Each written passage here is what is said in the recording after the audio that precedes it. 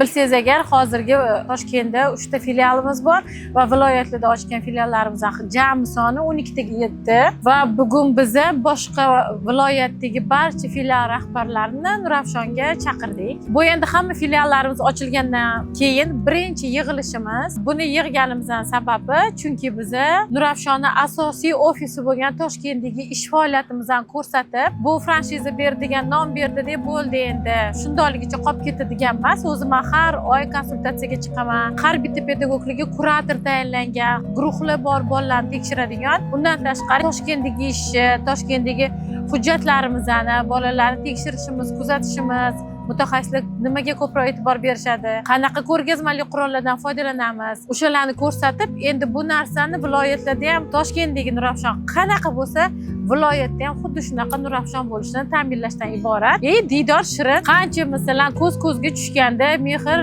bo'ladi, bir-birimiz bilan yaqin bo'lamiz. Chunki bu narsa O'zbekistonda birinchi marta deb o'ylayman, hamma o'zini viloyat rahbarlarini chaqirib bunaqa chiroyli dasturxonda o'tirib, o'zini ishini ko'rsatish, rahbarlar kelishiga bizning markaz ancha tayyorgarlik qildi. Toshkentdagi Nurafshon markazi. Bularni birinchidan shunaqangi insonlarki, men bu viloyatlarga oldin ham chiqqanman, konsultatsiya qilib yurgan viloyatlarim ko'pincha. Keyin shunaqangi insonlar bilan biz sherikchilik qildikki, bizani Nurafshon ishini xuddi Nurafshondagi davom ettirishadi. Keyin men ishongan, masalan, siz qaysidir viloyatga borganingizda yoki bizga o'xshagan mutaxassislar borganda, u yerda franshiza berganda, qaytib eshigini yopib chiqib ketganda aniq bilish kerak-ku, bu ish davomiy bo'ladi.